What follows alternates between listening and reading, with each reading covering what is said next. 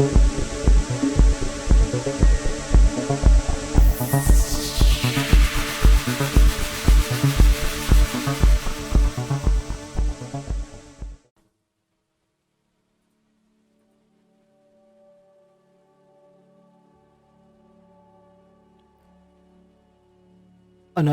तमश की जंगी सरगुज़श्त मंजिल और मुसाफिर किस्त नंबर 88।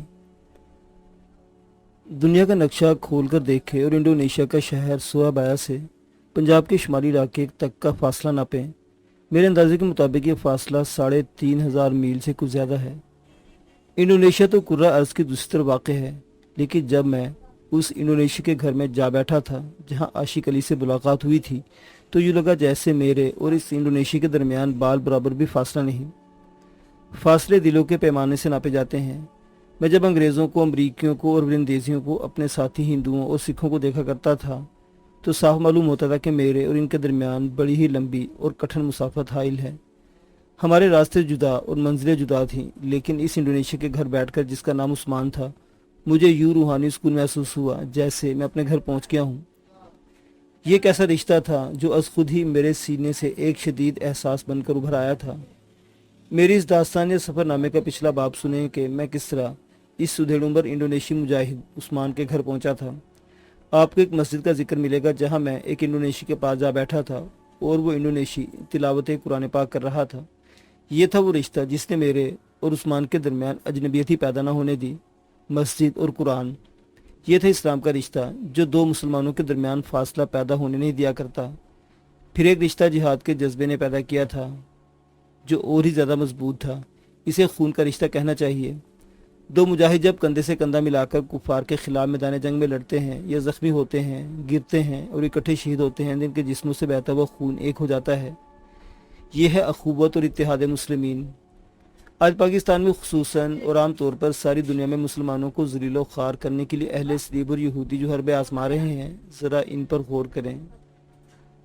कहीं मुसलमानों को कत्ल गारतगरी से ख़त्म किया जा रहा है और कहीं माली इमदाद और कहीं कर्ज़ों के ज़रिए मुसलमानों को मफलूज करके इनका दीनो ईमान ख़रीदा जा रहा है। अहले सलीब सिर्फ इसलिए कामयाब हैं कि हम में इस्लाम का बुनियादी उसूल अखुवत और इत्तेहाद नापैद हो चुका है। मैं बड़ी शिद्दत से महसूस करता हूँ कि मेरी ये दास्तान दरअसल इस्लामी अखुवत और इत्तेहाद की और जिहाद की रोएदाद है। इंडोनेशी मुसलमानों ने इसी उसूल को सीने से लगाया और मैं भी इसी उसूल को अपनी रूह में पैदा करके वहाँ पहुँचा था। यहाँ मैं एक बार फिर कह देता हूँ कि मैं अपने आप को एक हीरो के तौर पर पेश नहीं कर रहा। वहाँ तो बेशुमार हीरो गए थे, ये सब इंडियन आर्मी के मुसलमान फौजी थे। मैं आपको ऐसे वाक़या सुनाऊंगा जिनसे साफ पता चलता है कि अल्लाह तबारक व तआला की मदद किस तरह मुजाहिदीन को मिलती थी। बाज़ वाक़यात तो मौजू जैसे हुए थे। उस्मान के घर में मेरे साथ वो सलूक नहीं हुआ जो मेरे मेज़बान अपने मेहमान के साथ करते हैं, बल्कि यूँ हुआ जैसे मैं इन लोगों का बिछड़ा हुआ एक भाई था और वापस अपने घर आ गया हूँ। मुझे नहलाया गया, कपड़े दिए गए, खाना खिलाया गया और एक अलग कमरे में आशिक अली के साथ मेरा बिस्तर बिछा दिया गया। आशिक अली के मिल जाने से मुझे ये सूरत मैसर आ गई कि जो उल्टी सीधी बात दिल में आती थी वो मैं उससे कर लेता था। ज़ुबान की दुश्वारी भी नहीं थी। फिर ये बात भी थी कि वो भी पंजाब का रहने वाला था और इसका गांव मेरे कस्बे से कोई ज़्यादा दूर नहीं था। मैं और आशिक अली सारी रात जागते और बातें करते रहे। उसने पहले मुझे पूछा कि यहाँ तक कैसे पहुँचा हूँ। ये तो मैं उस्मान को सुना चुका था और आशिक अली ने भी सुन लिया था, लेकिन वो उससे पहले की बातें पूछ रहा था। मैं बेताब था कि वो अपनी सुनाए कि वो किस तरह पहुँचा है। वो इसने पूरी तफसील से सुनाया। ये वो कहानी जो मैं आप तक पूरी तफसील से पहुंचाना चाहता हूं। इसमें आपको अल्लाह की मदद के रंग मिलेंगे। आपको याद आएगा कि आशिक अली कहाँ लापता हुआ था। अब आशिक अली के साथ इसका हवालदारी का ओहदा नहीं लिखूंगा, क्योंकि अब वो इंडियन आर्मी का फौजी नहीं बल्कि इंडोनेशिया की जंग आज़ादी का मुजाहिद था। मुख्तसरन बात यूँ थी कि वो पूरे ब्रिगेड का ऑपरेशन था जिसमें हमारी बटालियन भी शामिल हुई थी। आशिक अली की कंपनी का एरिया बड़ी दुश्वार ज़मीन वाला था। वहाँ टेकरियाँ भी थी और पेड़ पौधों का घना जंगल भी था और छोटे बड़े खड्ड भी थे और ऊंची घास भी थी। आशिक अली अपनी कंपनी कमांडर अंग्रेज़ मेजर के साथ कंपनी की एक प्लाटून पोजीशनों की तरफ गया। वो प्लाटून कंपनी से कुछ ज़्यादा ही अलग थलग और थोड़ी दूर पोजीशन पहुँच रही थी कि अचानक तीन अतराफ से उस पर राइफलों और टॉमी गनों का एक या दो मशीन गनों का फायर इस तरह आने लगा जैसे अचानक मूसलाधार मींह बरस पड़ा हो। इस प्लाटून को और आगे जाना था। इसकी नफरी 30-35 के दरमियान थी। दरअसल हुआ यह था कि उस दिन इंडोनेशियाई गुरीलों गोरीलों की घात में आ गई थी। मैंने पिछले बाब में लिखा है कि इंडोनेशियाई गुरीलों को पता नहीं चल सका था कि ये प्लाटून मुसलमानों की है, वरना वो इस पर एक भी फायर न करते।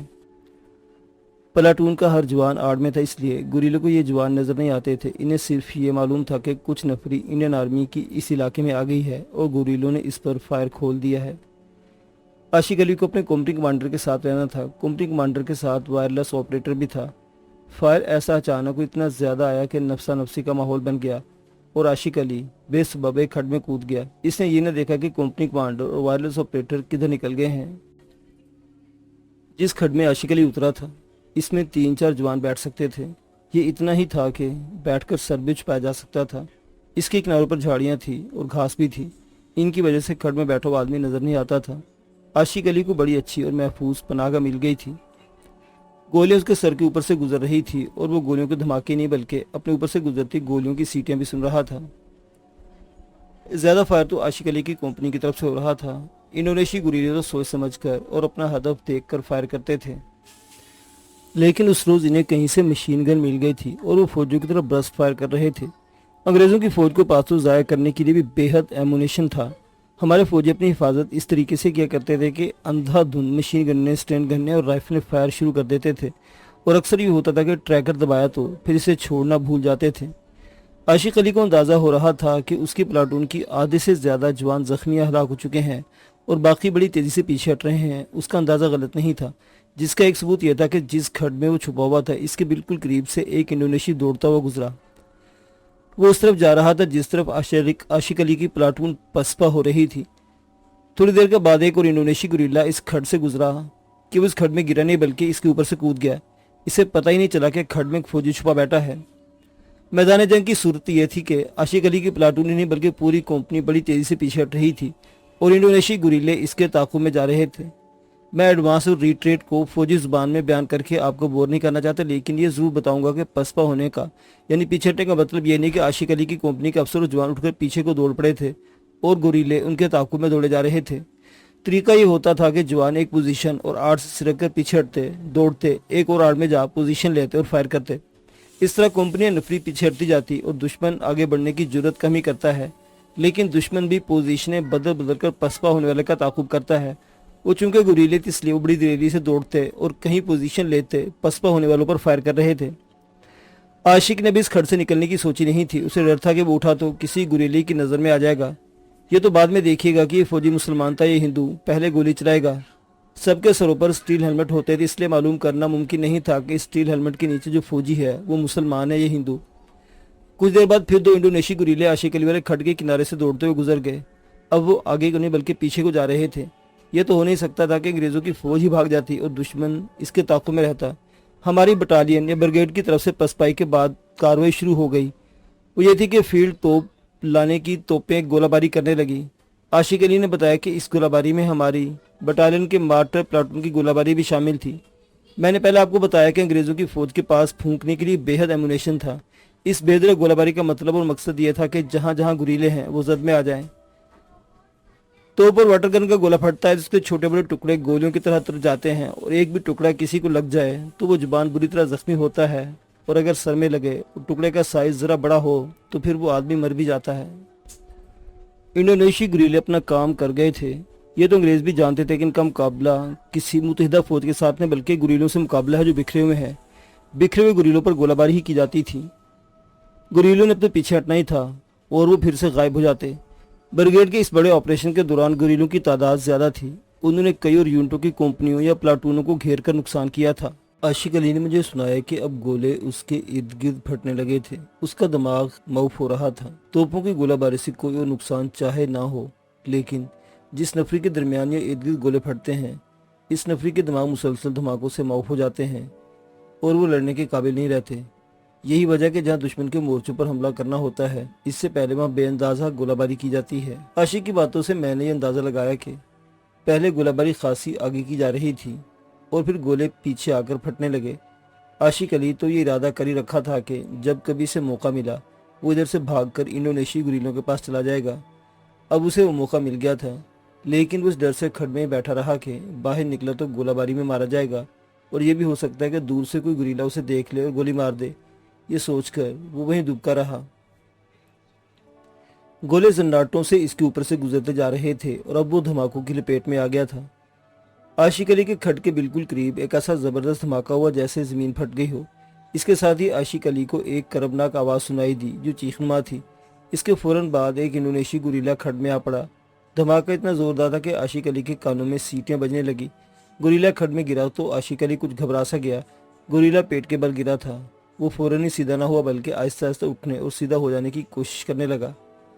आशिक अली के पास ट्रेन गन थी जिसमें मैगजीन लगी हुई थी। वो इस गुरीले को सीधा होने से पहले मार सकता था, लेकिन इसने ऐसा सोचा ही नहीं। गुरीले के पांव आशिक अली को लग रहे थे क्योंकि खड इतना ही चौड़ा था। इसमें सिर्फ बैठा जा सकता था, कोई दूसरा आदमी लेट नहीं सकता था। वो गुरीला जब सीधा हुआ तो आशिक अली ने देखा कि वो बड़ा खूबसूरत और नौमर लड़का था। उसके सर पर एक रुमाल था और इस रुमाल को सर पर रखने के लिए एक बेल्ट या पट्टी सी बांध रखी थी।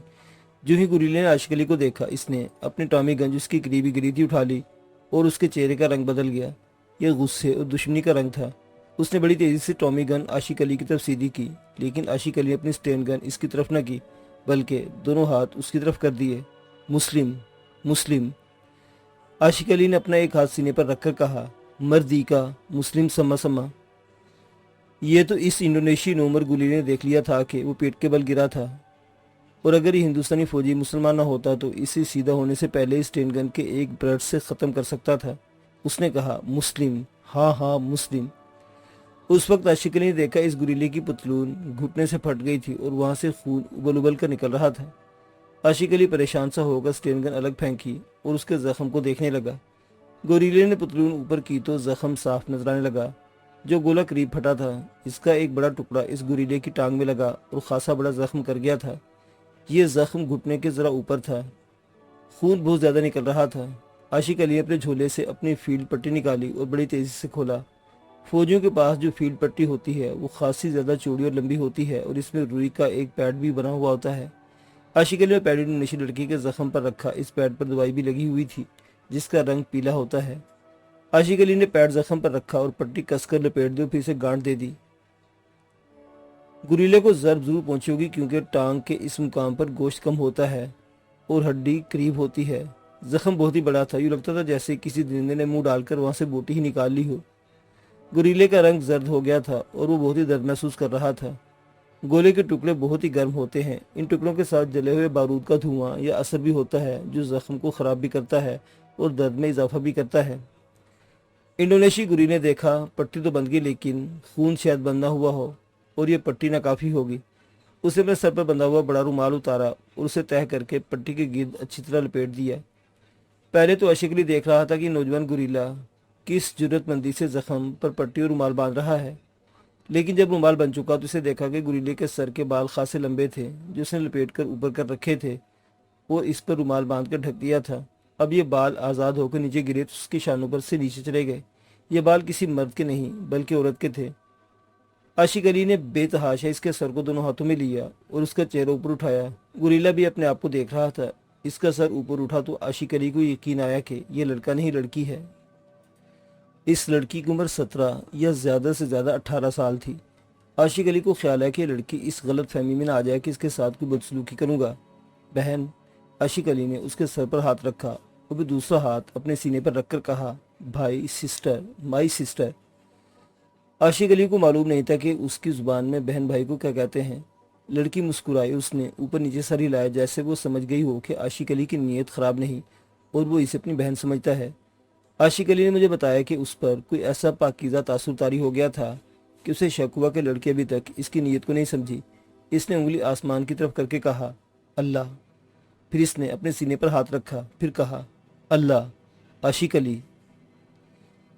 आमिना, लड़की ने अपने सीने पर आहिस्ता आहिस्ता हाथ मारकर कहा, फिर वही हाथ आशिक अली के सर पर रखकर कहा, अली, अली। लड़की ने एक बार फिर मुस्कुराकर अपना सर ऊपर नीचे हिलाया, लेकिन फौरन ही इसकी मुस्कुराहट गायब हो गई और चेहरे पर शदीद दर्द का तासुर आ गया। उसने अपने जख्म पर हाथ रखा। लड़की ने हाथों के इशारे से बताया कि वो जा रही है। वो अपनी टॉमी गन लेकर उठने लगी तो आशिक अली उसका बाजू पकड़कर बिठाया और हाथ ऊपर करके हिलाया, जिसका मतलब था कि भी गोलाबारी हो रही है और वो बाहर न निकले। लड़की बैठ गई। उसने अपने बाएं पांव पर हाथ फेरा और आशिक अली की तरफ देखा। उसने कुछ इशारा भी किया जिसका मतलब आशिक अली ना समझ सका। लड़की ने फ्लैट शूज पहन रखे थे। आशिक अली पे तासुरात सुनाते हुए कहा कि वो कुछ देर तो इस लड़की की तरफ देखता और हैरान होता रहा कि ऐसी नौउम्र और खूबसूरत लड़की किस तरह मर्दों के दोष बदोश अंग्रेज़ों और अमरीकियों जैसी जंगी ताकत के खिलाफ लड़ रही है। लड़की का रंग सफेदी माइल पीला था और इसमें हल्की हल्की सुर्खी थी जो इस जंगल और जंग में भागने दौड़ने से चेहरे पर आ गई थी। आशिक अली ने कहा कि फौजी किसी बराए नाम औरत को भी देख ले तो अहमकों की तरह से देखते रहते हैं और इनके चेहरों से पता चलता है कि वो क्या सोच रहे हैं और इनकी नीयत क्या है। लेकिन आशिक अली जो जो इस लड़की को देखता था उसके दिल में पाकीज़गी का और तकद्दुस का तासुर बढ़ता ही जा रहा था। मुअज़्ज़िज़ सामीन हज़रात, ये दास्तान अभी जारी है, बकिया वाक़यात अगली किस्त में।